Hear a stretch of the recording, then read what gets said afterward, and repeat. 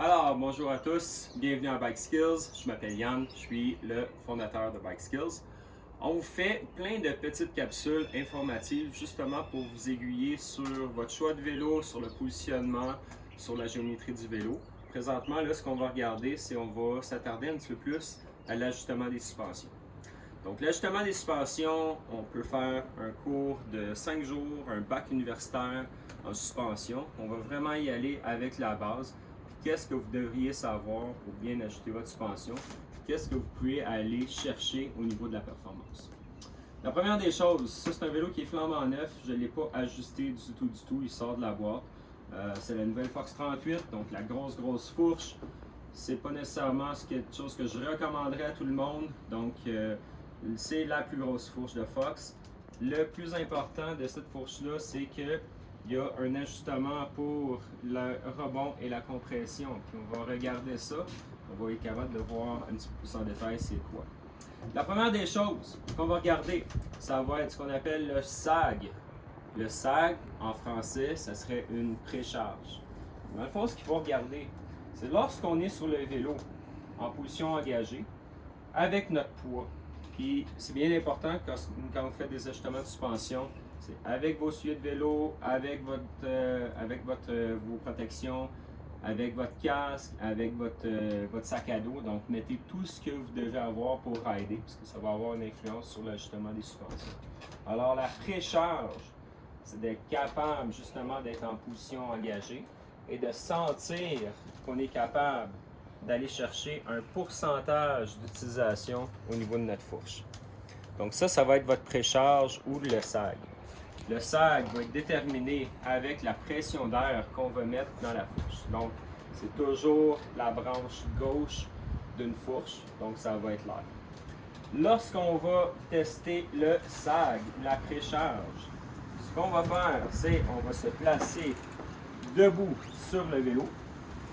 On va donner une coupe de pompe et on va le mettre au plus bas. Donc, on a toujours un indicateur qu'on peut utiliser. Et je vais mettre mon poids en position engagée. Très important, sans les freins. Ensuite, je vais débarquer du vélo très doucement et ça va me donner mon pourcentage d'utilisation. Alors, ce qu'on va faire, on va prendre une règle et on va faire une bonne vieille règle de 3. Donc, je le place ici. J'ai une course totale de 180 mm avec ce vélo. Là, ce qu'on regarde, si on le met en millimètres, on va le mettre en millimètres. Donc, on a une course totale de 180 mm. Puis là, ce que je regarde, c'est que j'ai une précharge de 50 mm. Ce que je vais faire, c'est que je vais faire un calcul très scientifique. 50 divisé par 180, puis ça va me donner mon pourcentage. Ce qu'on regarde, c'est qu'on veut avoir une précharge entre 15 et 20 % pour une suspension avant. Lorsqu'on parle d'une suspension à très grand débattement, je pourrais même aller jusqu'à 25 %, mais c'est une valeur de référence. Donc la première des choses, c'est que vous ajustez l'air à l'intérieur pour être capable d'arriver environ à 20 %.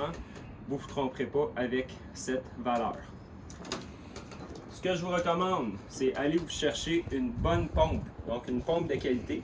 Celle-ci est une pompe numérique, donc c'est très précis. Puis, c'est carrément le pourcentage d'utilisation par rapport à l'air que vous allez mettre.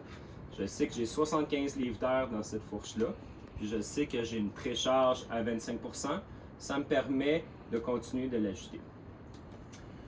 Une fois que c'est fait, vous avez les fameux jetons ou bien les tokens. Donc les jetons se retrouvent en haut ici dans la fourche. Puis dans le fond, ce qu'ils font, c'est qu'ils réduisent la chambre d'air, donc le volume total de l'air. En règle très simple, si vous êtes capable de prendre le plus gros obstacle de votre sortie de vélo, puis d'être environ à 90 % d'utilisation, vous êtes dans la bonne zone. Si vous arrivez continuellement au bout de votre course, ça veut dire que vous avez besoin d'ajouter des jetons. Si vous arrivez nettement en bas de votre course, avec le plus gros obstacle que vous allez faire, ça veut dire qu'il y a peut-être un petit peu trop de jetons.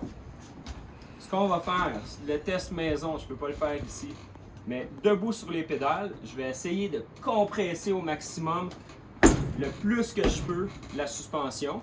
Donc je peux être debout sur les pédales, puis je la force au maximum et je regarde le pourcentage d'utilisation. En faisant ce test-là, si j'arrive à peu près à 85, si je fais le test sur le terrain, 90, ça m'indique que je suis dans la bonne zone. Pour être capable d'enlever ou de mettre des jetons, faites confiance à votre bike shop. Ils vont être capables de vous aider. Ils font enlever l'air.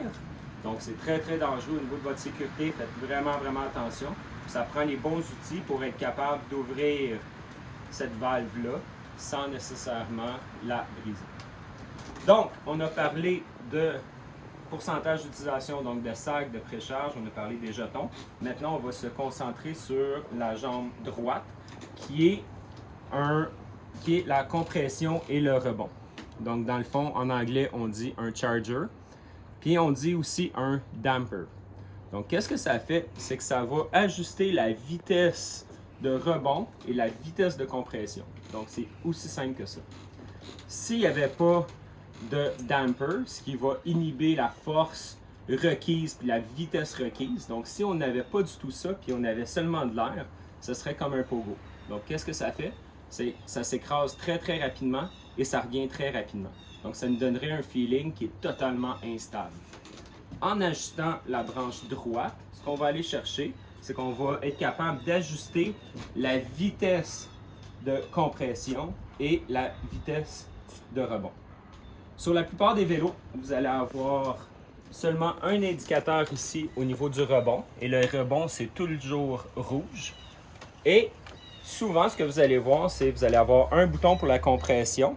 Donc souvent, on va appeler ça un outil pour grimper, un climb switch. Donc ce qui fait en sorte que ça va être complètement ouvert, très très très souple, ou complètement fermé, très rigide pour grimper. Donc la plupart des suspensions, c'est ce que vous allez voir. Alors, avec ça en tête, la donnée la plus importante, c'est au niveau de votre rebond. Très très simple. Ce que vous allez faire, c'est que vous allez commencer avec la vitesse la plus lente. Puis souvent, si vous regardez sur vos fourches, il y a un petit lapin et une petite tortue. Donc, on la met tortue, on la met vraiment, vraiment lente. Ce qu'on va regarder, c'est la vitesse de retour de la suspension. Donc, je compresse et je relâche. Donc, je ne sais pas si vous voyez, mais c'est très, très, très lent. Le problème, si c'est trop lent, la fourche se compresse avec un obstacle, elle n'a pas le temps de revenir que la fourche compresse à nouveau. Ça ferait un feeling qui est très, très dur sur la suspension. Donc, ce qu'on veut faire, c'est vraiment l'ajuster pour que la vitesse soit parfaite. Si je fais un ajustement, je vais compter le nombre de clics. Donc, 1, 2, 3, 4, 5, 6, 7, 8, 10, 11, 12, 15, 16. Donc, je suis à 15 clics. Là, je l'ai mis au plus rapide. Si je regarde au niveau de la rapidité, très, très, très rapide. Est-ce que c'est trop rapide? Peut-être. Ce qu'on va regarder, on va regarder le rebond du pneu sur la surface. Donc, si je suis en train de compresser la suspension et que la suspension revient trop rapidement, vous allez avoir une perte de stabilité et vous allez voir le pneu carrément rebondir de la surface du sol. Donc là, je le regarde au plus rapide. Regardez bien si le pneu perd contact. Donc, est-ce que vous voyez que je suis capable de faire lever mon pneu du contact du sol? Alors, ce que je vais faire, je vais le mettre en plein milieu. Donc, j'ai parti à un clic, je me suis rendu jusqu'à 15. Je vais aller à 7. 1, 2, 3, 4, 5, 6, 7. Il est en plein milieu. Et je vais regarder si je demeure encore en contact avec le sol. Je reste en contact avec le sol, puis je trouve même que la vitesse est un petit peu lente. Ça fait en sorte que la bonne réponse va se situer entre 7 clics et 15 clics. Donc, on a éliminé les 6 premiers clics. Ça se passe à partir de 7. Donc, je suis 7, 8, 9. Je vais faire encore le même test. Et je veux qu'elle revienne rapidement, tout en gardant contact avec le sol. Alors moi je m'en rappelle, à 9 clics pour cette suspension-là, c'est vraiment idéal. Donc on a regardé la précharge, on a regardé les jetons, puis on a regardé le rebond. Pour la plupart des suspensions, c'est vraiment les ajustements à faire. Plus que vous payez cher, plus que vous allez avoir des boutons. Plus que vous avez des boutons, plus que vous allez être mêlé. Avec cette suspension-là, nous avons le low speed et le high speed. Donc, la vitesse lente et la vitesse rapide en compression. Et la même chose au niveau du rebond. Ça va être pour une autre capsule. Alors, je voulais garder la capsule relativement courte. Ça vous donne les informations nécessaires. Nous allons faire une autre capsule pour être capable de régler puis d'aller un petit peu plus en détail comment régler une suspension. J'espère que vous avez appris un truc ou deux sur l'ajustement des suspensions. Faites confiance à votre avec votre magasin local de vélo. Ils vont être capables de vous aiguiller par rapport au bon ajustement, mais au moins, vous allez avoir de la connaissance et vous savez un petit peu comment ajuster votre propre suspension. Alors, merci beaucoup.